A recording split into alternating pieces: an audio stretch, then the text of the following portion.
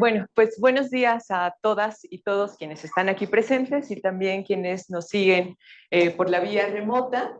Bueno, en primer lugar, decirles que en el CIDE, bueno, estamos muy contentos de tener estas colaboraciones con diferentes gremios y diferentes instituciones. Sabemos que aquí hay periodistas y funcionarios públicos en diferentes instituciones, lo cual nos da mucho gusto. Ya Adolfo lo mencionó, yo soy secretaria de vinculación, entonces simplemente transmitirles el mensaje de que institucionalmente, bueno, pues estamos muy interesados en profundizar estas colaboraciones, precisamente porque consideramos que la labor académica rigurosa que se realiza aquí en el CIDE tiene una posibilidad de aplicación más inmediata cuando nos conectamos con ustedes, ¿no? Entonces, bueno, agradecer mucho a Adolfo por la invitación. Y bueno, la invitación a participar aquí es precisamente porque como profesora investigadora de la División de Estudios sobre el Desarrollo, yo trabajo en los temas de problemáticas energéticas y ambientales y cómo estas problemáticas se conectan con el crecimiento económico y el desarrollo, ¿no? Entonces, bueno, precisamente por ello es que el día de hoy vamos a hablar sobre el rol que tiene la energía en la estrategia de nearshoring. Sí, bueno, no sé si podríamos poner la presentación, gracias. Bueno, allí está. Ok, bueno, pues entonces ahí está, el papel de la energía en la estrategia de nearshoring. Ya en la presentación que hizo Maritza hizo mucho énfasis en el tema de la infraestructura, ¿no? Y precisamente el rol de la energía tiene que ver muchísimo con el tema de infraestructura, ¿no? Entonces, ahí en la lista donde estaba la infraestructura productiva, donde había carreteras, donde había aeropuertos y demás, yo agregaría que uno de los elementos sin duda indispensables es que haya infraestructura energética suficiente, ¿no? Entonces, no sé si podemos pasar, ¿no? Bueno, allí en ese primer enunciado yo digo, bueno, el acceso a energía confiable, económica y sostenible es determinante para atraer inversiones y establecer operaciones productivas cerca de los mercados principales, ¿no? Ustedes en las semanas anteriores, bueno, pues ya han estado en estas sesiones donde se habla de la relocalización de las empresas. Obviamente, digamos, el factor geográfico es determinante para acercarse a esos mercados de alto consumo, pero incluso teniendo esa ventaja geográfica, si no contamos con la energía suficiente, constante, a un buen costo, y que tenga características de sostenibilidad ambiental, bueno, es probable que las inversiones pues simplemente no lleguen, ¿no? ¿Por qué? Bueno, pues porque la energía es uno de los insumos principales, pues básicamente para cualquier industria, ¿no? Entonces, bueno, ¿a qué me refiero con esas características de confiable, económica y sostenible? Bueno, confiable nos referimos a esa necesidad que haya un suministro que sea continuo y que sea suficiente, ¿no? Como sabemos, bueno, por ejemplo, aquí en México, bueno, ya contamos con una electrificación del 98, 99%, pensamos que todo está muy bien. Sin embargo, bueno, ya lo comentaban hace un momento, bueno, ya se presentan algunas problemáticas. ¿Por qué? Porque la demanda de energía puede ser muy alta. Y cuando vengan las cadenas productivas, bueno, esa demanda energética puede crecer mucho más y en los momentos de los picos de demanda el despacho puede ser una cosa muy complicada, ¿no? Entonces necesitamos eso, un suministro continuo y suficiente. ¿Cómo lo vamos a asegurar? Bueno, es lo que tenemos que ver, ¿no? Y a costos competitivos, porque bueno, pues también obviamente el insumo energía representa uno de los costos más importantes para las industrias, ¿no?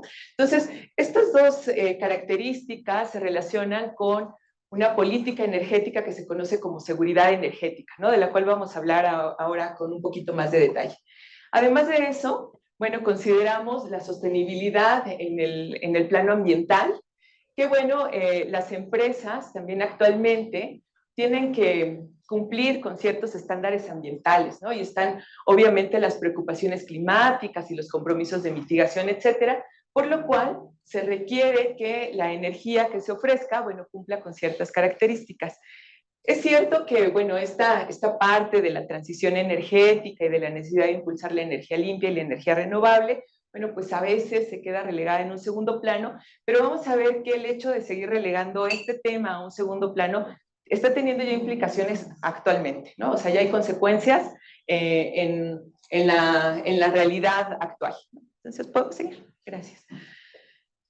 Bueno, y entonces hablaba ahí de que estas características se relacionan con dos objetivos de la política energética, que son la seguridad y la transición energética. Y aquí yo hago una distinción entre lo que es seguridad y transición energética, porque considero que, bueno, pues son dos conceptos que se utilizan mucho, ¿no? Los escuchamos de manera recurrente y a veces los entendemos en un sentido tan amplio que ya no sabemos exactamente a qué nos referimos, ¿no?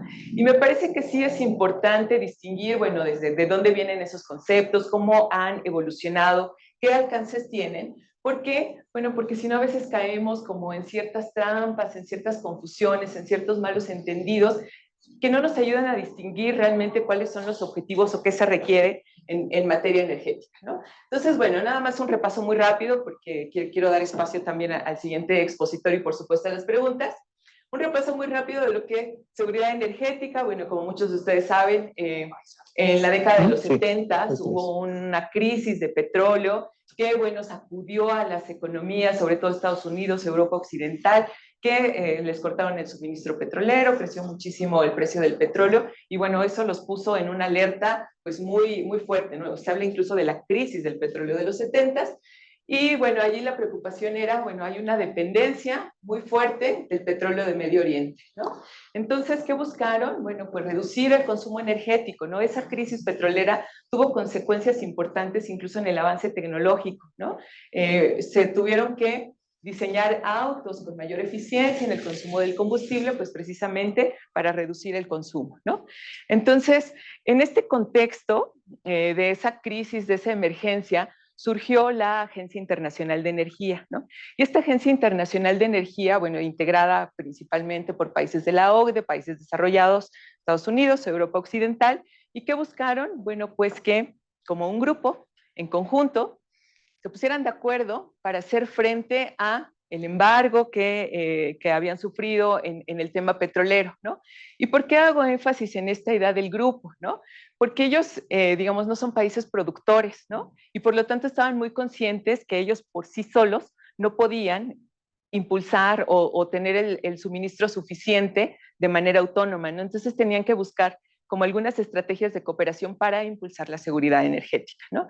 Entonces, bueno, por eso la Agencia Internacional de Energía, digamos, es uno de los organismos que pues, se reconoce como los que más han estudiado y más atienden el tema de seguridad energética. Definen la seguridad energética como una disponibilidad ininterrumpida de fuentes de energía a un precio asequible, ¿no? Y bueno, al paso del tiempo, sobre todo por las preocupaciones de cambio climático, se han incorporado preocupaciones pues, de tipo ambiental, ¿no? El sector energético se reconoce como que las actividades de producción, distribución, consumo, pues se asocia aproximadamente con el 70% de las emisiones de gases de efecto invernadero, lo cual es pues bastante alto. Entonces allí está esa preocupación, de tal forma que la seguridad energética ahora ya no nada más es el acceso ininterrumpido y a un precio asequible, sino también debe tener la característica de sostenibilidad ambiental. Y bueno, la transición energética, que precisamente es pues la idea de cambiar, ¿no? De un combustible a otro o de un energético a otro, digamos, es algo que de lo que ahora hablamos en el contexto de cambiar de fósiles a renovables, pero bueno, que también ya se han dado otras transiciones, ¿no? Por ejemplo, hablamos del cambio de leña a carbón, hablamos del cambio de carbón a petróleo, y ahora estamos en el de fósiles a renovables, ¿no? Entonces, para que haya estas transformaciones, que bueno, las que ocurrieron hace ya décadas o siglos, bueno, nos parecen muy naturales y ahora pensamos en esa de fósiles a renovables como, bueno, se podrá, ¿qué realmente se puede hacer? Bueno, hay que considerar, por ejemplo, que seguimos usando carbón, que seguimos usando leña, ¿no? Aunque fueron las transiciones viejitas. ¿Qué quiero decir con esto? Bueno, pues que seguramente vamos a seguir usando fósiles, ¿no? No me parece nada realista pensar en que solamente vamos a utilizar renovables, ¿no? O sea, es decir, sí conservamos el uso de ciertos tipos de energía, pero bueno, también es una realidad que necesitamos impulsar el crecimiento de otros de acuerdo a las necesidades actuales, ¿no? ¿Y cuáles son las necesidades actuales? Mitigar cambio climático, por ejemplo, ¿no? Entonces, bueno, para que esto ocurra, se necesitan avances tecnológicos y también cambios en las propias estructuras sociales, ¿no? Bueno, ya este concepto de transición energética, cabe señalar que se han incorporado también preocupaciones sociales, ¿no?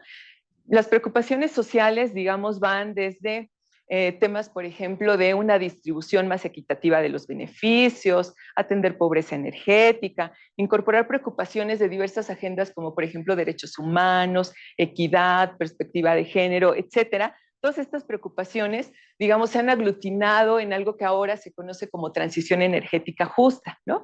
Y bueno, vamos a ver un poquito más adelante por qué sería importante incorporarlas, digo, además de todos los objetivos que persiguen en sí mismo esto que acabo de mencionar, pero también son importantes porque incluso pueden detener esos proyectos que nos parecen técnica y económicamente factibles, ¿no? Si no atendemos las partes sociales, bueno, pues muchas veces podemos quedarnos detenidos, ¿no? Podemos seguir, por favor. Y bueno, en todo este contexto, bueno, ya dije, la seguridad energética, la transición energética, son conceptos que, bueno, tienen por ahí algunos cruces, también algunas distinciones, pero bueno, vamos a ver cómo estos objetivos, digamos, pues tienen choques, ¿no? Y hay controversias y de repente, pues uno quisiera abrazar todos los objetivos y es muy difícil hacerlo, ¿no? Vamos a ver, por ejemplo, en el panorama energético más o menos reciente, ¿no? Algunos autores llegaron a considerar que actualmente hay una amplia oferta de energía, ¿no? Eh, Había una teoría de que hay el pico de Hubert, ¿no? El pico del petróleo. Hay un momento en el que va a haber muchísimo petróleo y después desciende y de repente pues ya no íbamos a tener petróleo, ¿no? Y entonces ahora pues decimos, eso no ha pasado, parece que esa colita donde se terminaba pues se va extendiendo y nunca terminamos con el petróleo. ¿Por qué? Bueno, pues porque ha habido avances tecnológicos, tenemos el fracking, acceso a recursos que antes era impensable que pudiéramos explotar, ¿no? Además, bueno, hay otros avances tecnológicos como por ejemplo almacenamiento de energía, un mayor uso de renovables, nuevos descubrimientos de yacimientos, etcétera. Entonces decían, bueno, hay una amplia oferta de energía y además se está pensando en mitigar el cambio climático, por lo tanto, pues ya no hay tanta dependencia de esos países petroleros que nos ponían en complicaciones horribles, ¿no? Entonces, parecería que eso estaba superado, consideraron algunos, y que ahora, pues la seguridad energética ya era cosa del pasado, pensar en eso pues ya no tenía mucho sentido, y que había que pensar en la transición.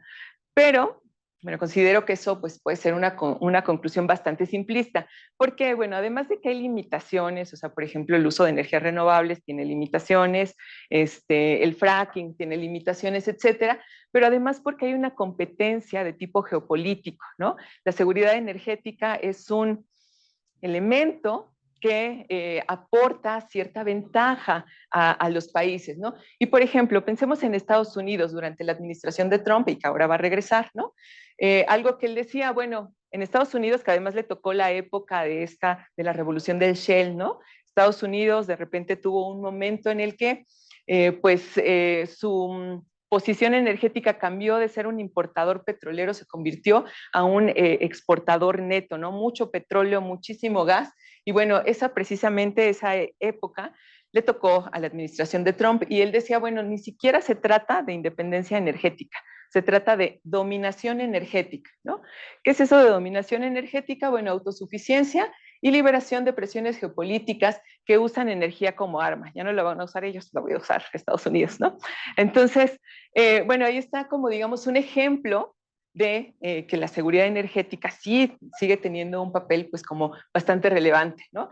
En el conflicto Rusia-Ucrania, ¿no? Este conflicto, bueno, pues evidenció la vulnerabilidad de ciertos países muy dependientes de gas, ¿no? Las interrupciones en el suministro energético pues causaron muchas preocupaciones y también tuvo un impacto en los precios e incluso en la inflación a nivel mundial, ¿no? Y bueno, además de esto, que digamos evidencia la necesidad de seguir pensando en la seguridad energética, porque se pueden dar diferentes eventos que ponen nuevamente en jaque la seguridad y ese suministro constante de energía.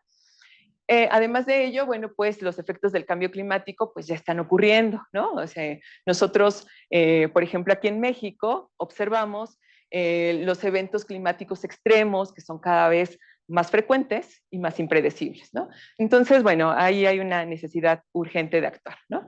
Entonces, bueno, En todo esto, si se dan cuenta, por ejemplo, Estados Unidos cuando dijo dominación energética, mucha seguridad energética y poco interés en el tema de la transición, ¿no? Porque, bueno, pues era con fósiles y lo demás pues no importa. Lo que importa es que yo tengo esa parte de dominación energética, ¿no?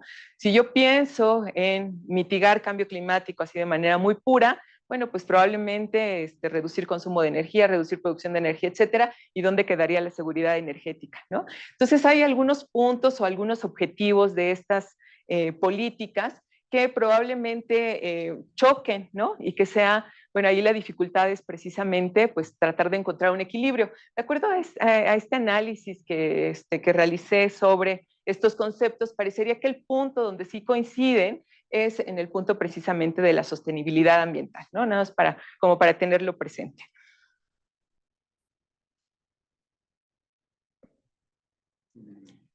Sí, sí, sí, no te preocupes. Algo pasó, pero ahí vamos.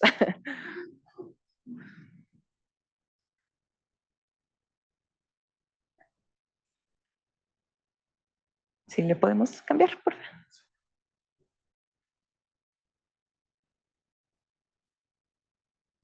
Ahí está.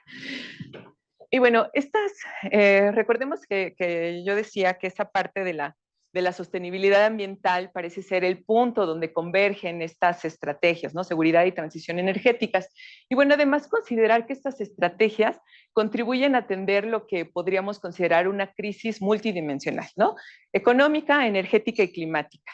En la parte económica, y que tiene que ver mucho con lo que han tratado aquí en las sesiones anteriores, ¿por qué? Bueno, pues porque este tema energético también ofrece la posibilidad de reactivar y reindustrializar las economías mediante la inversión y la instalación de cadenas productivas con inversión en energías renovables y en tecnologías limpias, ¿no? Y bueno, con esto obviamente se estaría atendiendo lo que es una crisis energética que nos permite, bueno, reducir la dependencia de energías fósiles y también diversificar a los suministradores de energía, ¿no? Y por supuesto con ello, bueno, atender la crisis climática, ¿por qué? Bueno, pues porque estaríamos descarbonizando la economía y la producción en alguna medida, ¿no? Entonces, bueno, vamos a ver para el caso de México lo que es un primer diagnóstico, aquí algunas ideas y algunos datos muy aventurados, pero pues precisamente como para discutirlos, ¿no? Bueno, primero recordar que después de que por varias décadas, por muchos años, estuvimos en un sector que fue exclusivo del Estado, bueno, con la reforma energética de 2013-2014 que causó muchas controversias, bueno, hubo un cambio de paradigma, una apertura completa del mercado, la reforma energética de esos años, bueno, tocó todos los sectores, hidrocarburos, electricidad, energías renovables, permitió la inversión en básicamente todas las actividades, bueno, no todas, ¿no? Pero sí en tema de hidrocarburos, exploración, extracción, refinación y comercialización, y en energía eléctrica en generación y comercialización, ¿no? Algunas actividades, por ejemplo, del sector eléctrico, como la transmisión y la distribución, quedaron todavía solamente para el Estado. Y bueno, se implementó el mercado eléctrico mayorista y los certificados de energías limpias para impulsar el desarrollo de energías renovables, ¿no? Entonces, bueno, si ustedes recordarán cuando, bueno, se propuso la reforma energética, bueno, se pensaba que se iba a lograr un crecimiento importante en la producción de petróleo, en la producción de gas, que iban a reducir los costos, que iba a llegar muchísima inversión. Y bueno, fueron muy pocos años, es cierto, porque en el 2018 con el cambio de gobierno hubo pues un freno a la reforma energética, pero bueno, ¿cuáles fueron los resultados a 2018? Nada de lo que estaba proyectado pasó, básicamente, ¿no? Por ejemplo, en materia de producción de petróleo y de producción de gas, bueno, se esperaban crecimientos en comparación al año 2013, que fue el piso desde donde se midió, y en vez de crecimiento, pues hubo una caída, una profundización en esa tendencia a la baja en la producción de petróleo y gas, ¿no? Que bueno, precisamente nos hace repensar si realmente la estrategia, algo que dice mucho Fluvio, que va a ser el siguiente expositor, si realmente tenemos que seguir pensando en que los objetivos en el sector hidrocarburos son el crecimiento en la producción, ¿no? Tal vez no, o tal vez no sea realista pensarlo, ¿no? Entonces, podemos continuar. Y bueno, con el cambio de gobierno en 2018, bueno, hubo un freno, como decía, a esta reforma energética, y lo que se buscó fue recuperar el control del Estado en este sector energético, limitando la participación del sector privado, ¿no? Se detuvieron las rondas petroleras, se detuvieron las subastas eléctricas, hubo mucha controversia, hubo muchos conflictos, hubo muchos amparos, pero bueno, sin un cambio en, digamos, en la parte legislativa, sin haber ningún cambio, se empezaron a realizar estas acciones que limitaron la entrada del sector privado y buscaron, al contrario, fortalecer el sector público, ¿no? Por ejemplo, en el Plan Nacional de Desarrollo se estableció como objetivo establecer una política soberana, sostenible, baja en emisiones y eficiente para garantizar la accesibilidad, calidad y seguridad energética, ¿no? Ahí tenemos uno de los objetivos de los que hablábamos hace un momento, fortalecer a Pemex y a la Comisión Federal de Electricidad. En el programa sectorial también se dijo que el objetivo general era el rescate e impulso del sector energético para alcanzar la autosuficiencia como condición necesaria de la seguridad energética y de la soberanía nacional, ¿no? Entonces allí, desde mi perspectiva, la seguridad energética, al menos en la administración o en la administración anterior, en la administración de AMLO, se ha entendido como un impulso al autoabasto, a la autosuficiencia, la independencia energética, que eso, bueno, habría que revisar si realmente eso es, digamos, un objetivo lograble por una parte, y en caso de que se lograra, si sería deseable depender, digamos, solamente de nosotros mismos, ¿no? Entonces eso es algo como para pensar, ¿no? Y entonces, bueno, con estos objetivos, porque el objetivo ha sido soberanía energética, a veces se dice así, ¿no? A veces se dice seguridad energética, a veces se dice soberanía energética, a veces se dice autosuficiencia, digamos, en el discurso oficial, en la planeación oficial. Y bueno, vamos a ver cuáles son los resultados, digamos, para irme aquí ya más rápido con algunos datos. Por ejemplo, en la producción de petróleo crudo en México, bueno, aquí vemos años en los que estaba operando la reforma energética y bueno, pues una tendencia a la baja. Esta tendencia a la baja se detuvo, digamos, ha sido pues ya más o menos estable la producción de petróleo. Sin embargo, bueno, pues tampoco hay un repunte, ¿no? En la administración de AMLO también se mencionó como un objetivo lograr un crecimiento en la producción petrolera, eso no ha ocurrido. Y la producción, bueno, sigue dándose principalmente a través de Pemex. Los privados, bueno, se detuvieron las rondas, ya lo dije, entonces pues ya no hubo mucha entrada de privados. Los que ya estaban no tenían como la obligación de producir inmediatamente, entonces tal vez algunos estén esperando, etcétera. Lo que tenemos al menos hasta 2024, hasta junio de 2024, es una participación pequeña del sector privado, ¿no?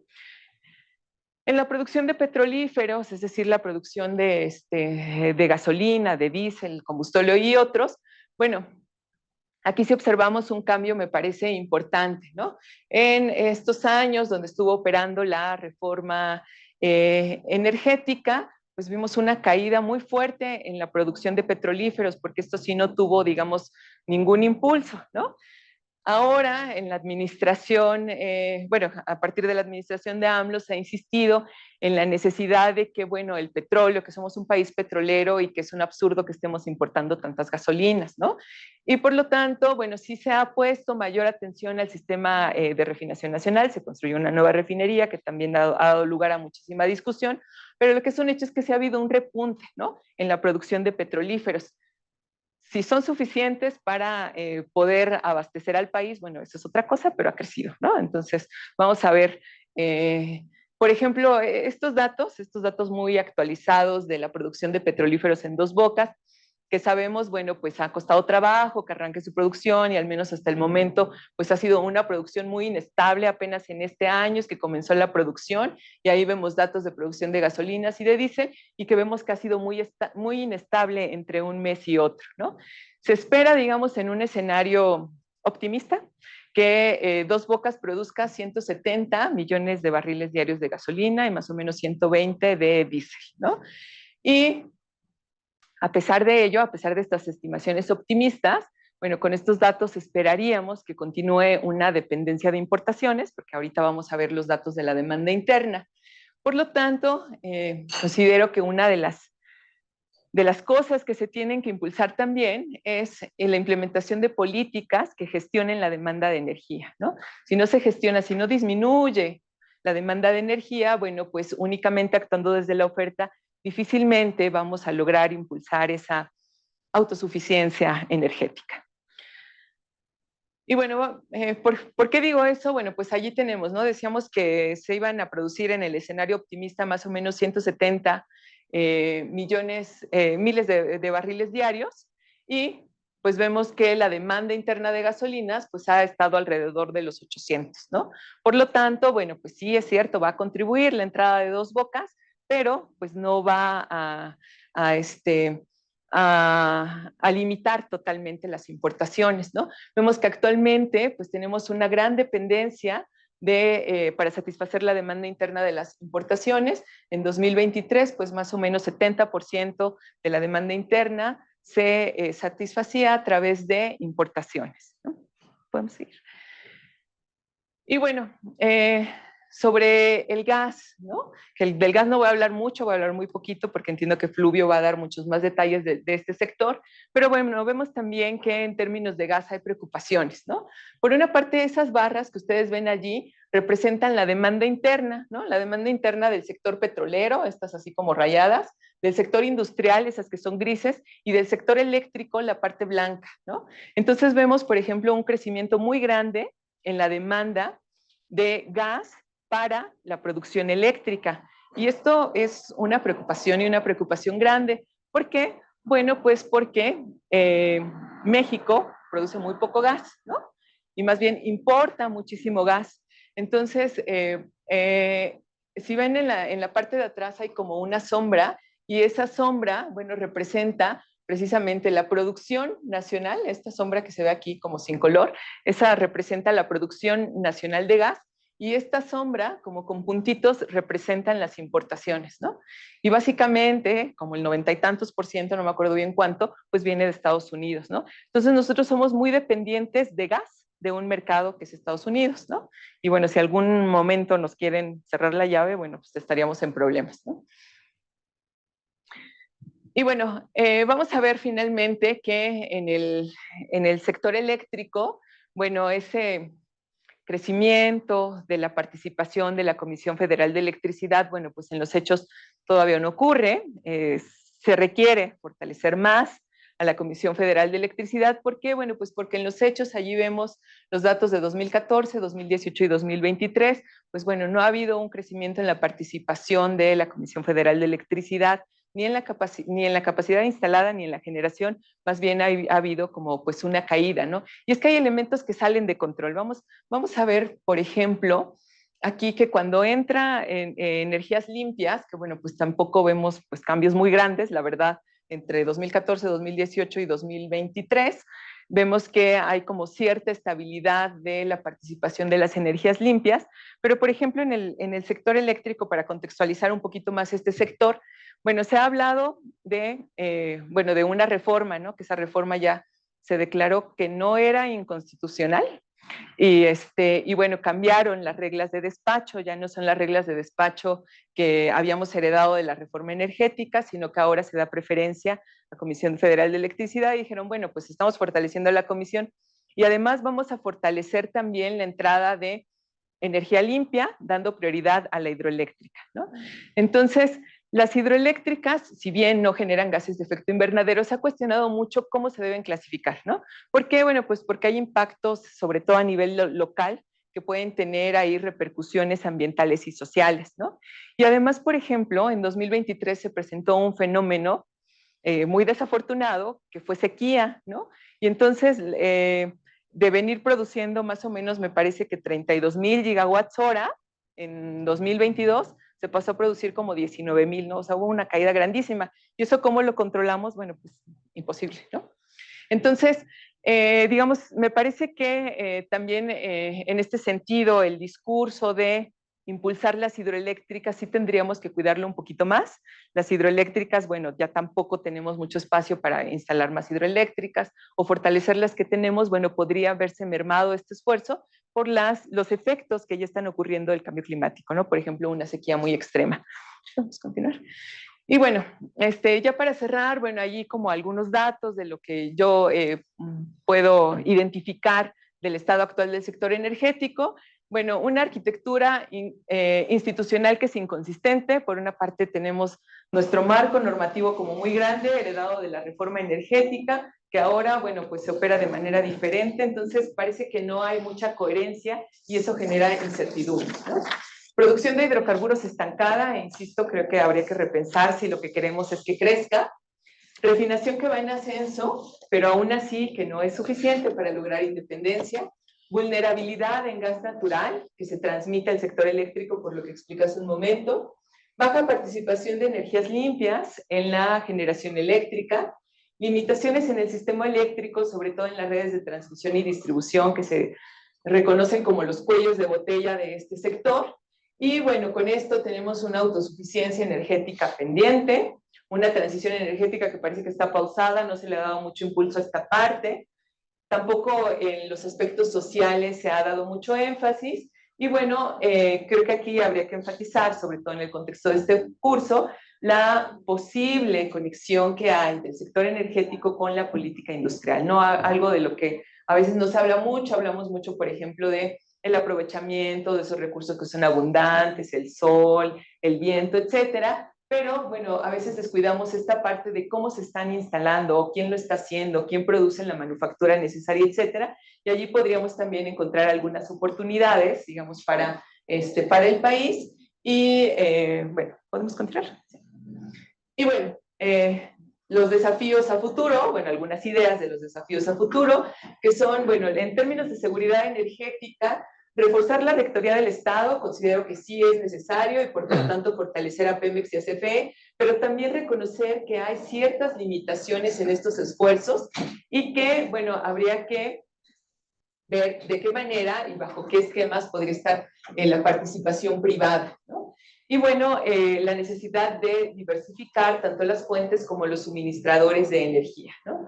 En términos de energías renovables, bueno, impulsar el aprovechamiento de este potencial que tenemos de energías renovables, incluyendo la participación del Estado, digamos, estas preocupaciones ambientales, bueno, también el Estado puede participar de alguna manera más activa en la producción de energía limpia y renovable. Y bueno, más allá de la generación, lo que decía hace un momento, impulsar que las industrias, que haya industrias de energías limpias o de energías verdes, ¿no? De hecho, se habla ahora mucho de un tema que está ahí como emergiendo, que es la política industrial verde, ¿no? Decir que la política industrial, bueno, podría contribuir de alguna manera a esta idea de la sostenibilidad ambiental y, bueno, considerar también la participación social. Porque, bueno, además de las agendas que mencioné hace un momento, que incluían los aspectos sociales, yo les decía que, bueno, muchas veces el éxito o no éxito de los proyectos de infraestructura energética están en la parte social, ¿no? Y recordemos, por ejemplo, las eólicas en Oaxaca, que muchos de estos proyectos se detuvieron, bueno, pues porque hubo conflictos de tipo social, ¿no? Y los gasoductos y, bueno, muchos otros que podríamos recordar. Y, bueno, eso sería todo de mi parte y muchas gracias. No, muchas gracias, Moni. Muchísimas gracias, Moni. Gran exposición que denota la correlación que existe entre la política industrial, nearshoring y la energía. Tenemos tiempo para unas preguntas, se tiene que ir un poco antes la doctora Mónica, pero si nos das tiempo, dos preguntitas antes hay una pregunta en línea, aquí tenemos preguntas. Vamos a la pregunta en línea, por favor. Allá tenemos otra pregunta y con esa nos quedamos para darle paso a Fluvio. Gracias, Fluvio. Una pregunta sobre esto de la mano dura de AMLO. ¿No es acertado que el país tenga sus reservas con los privados y que se dé preferencia a ser autosuficientes? ¿Fue acertado el echar para atrás la reforma energética desde su visión como conocedora del tema?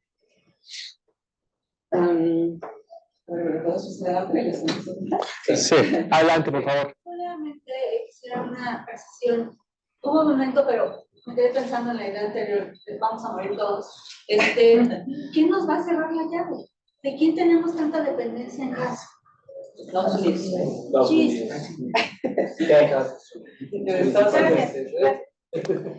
Esa fue muy buena. Sí, tenemos muchísima dependencia en gas de Estados Unidos, ¿no? Y esa es pues una de las grandes preocupaciones. En lo personal yo considero que incluso en el discurso no se mencionaba mucho el tema de gas, ¿no? Hablábamos mucho de petróleo, hablábamos mucho de electricidad, de gas no tanto, y de gas sí tenemos muchísima dependencia, y digo que esa vulnerabilidad que hay en el sector de gas se traslada al sector eléctrico porque pues ha crecido mucho la producción a través de plantas de ciclo combinado que utilizan gas, ¿no?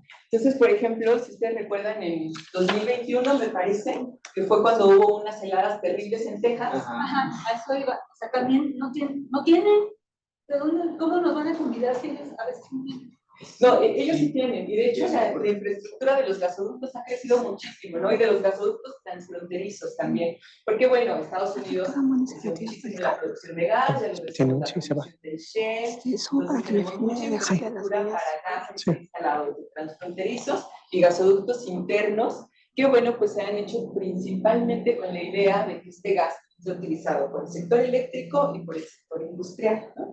Entonces, por ejemplo, cuando hubo las heladas en Texas, bueno, ¿qué es lo que pasó? Que se congeló la infraestructura, ¿no? Y entonces, por ejemplo, aquí en los estados del norte, Nuevo León, Coahuila y no sé cuáles más, pues, no sé, miles de usuarios se quedaron sin gas, incluyendo la industria, ¿no? Y eso es muy costoso, por eso hablábamos de la importancia, digamos, del suministro energético para esta estrategia del nearshoring, ¿no?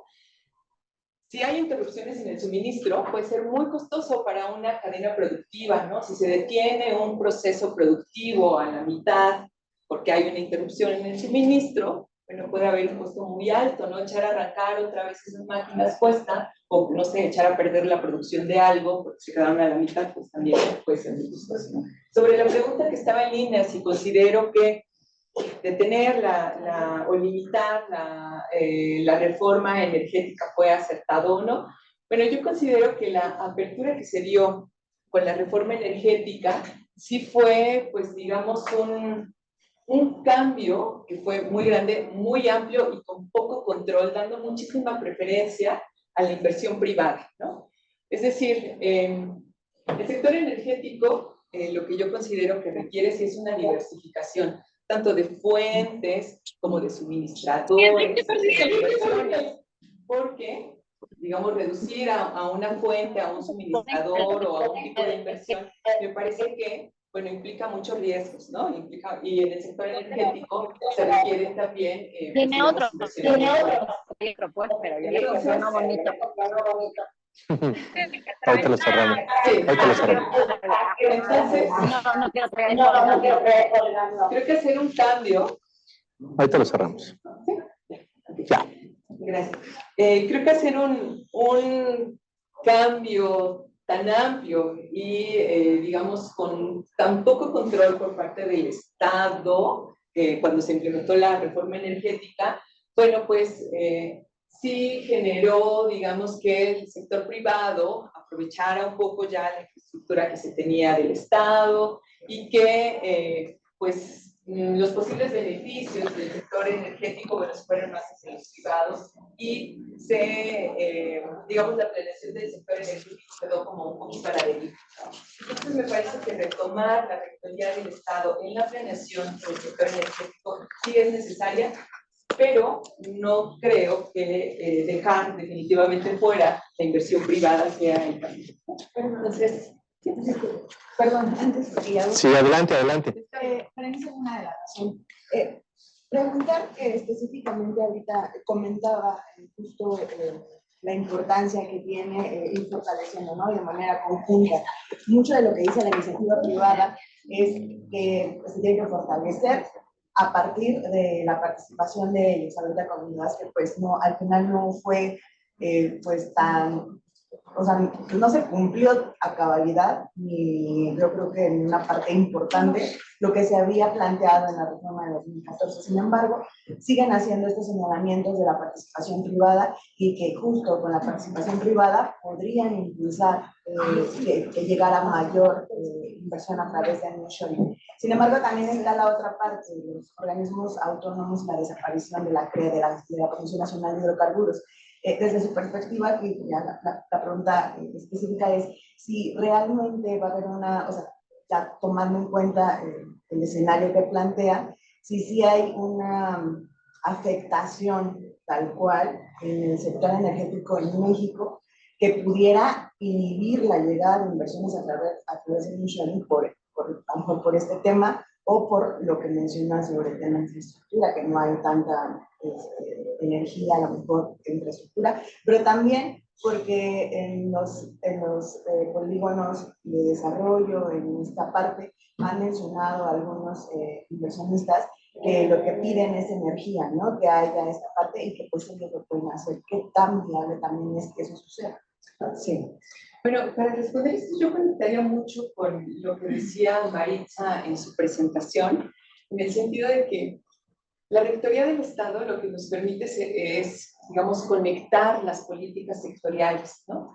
Entonces, a mí me parece que las políticas energéticas se tienen que conectar con estas otras estrategias, por ejemplo, de los polos de desarrollo o de las regiones donde hay que impulsar el crecimiento económico y el desarrollo regional, ¿no?